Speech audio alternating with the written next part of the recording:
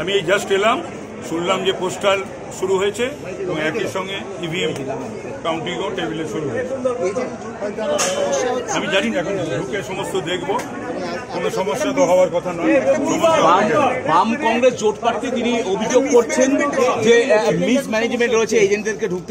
নিশ্চয়ই তিনি আগে ঢুকেছেন, হয়তো দেখেছেন। আমি জাস্ট ঢুকছি, আমি কিছু দেখিনি কোনো মিসম্যানেজমেন্ট হওয়া উচিত নয়। পোস্টাল ব্যালটের ক্ষেত্রেও অনেকটা বিলম্ব হচ্ছে।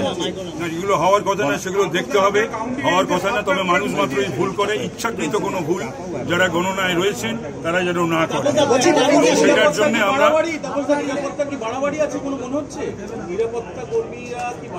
বলতে পারবো না। সেটা আমি কিছু সেরকম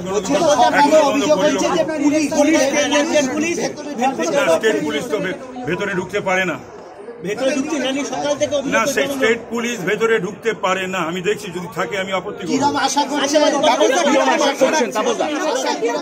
বললাম তো, আমি প্রথম থেকে বলছি, এখনো বলছি, আমি 100% আশাবাদী আমি জিতছি। কেন মনে হচ্ছে? কেন মনে হচ্ছে মানে মানুষের সঙ্গে ছিলাম, মানুষের সঙ্গে আছি, মানুষের সঙ্গে থাকবো, সেই জন্য।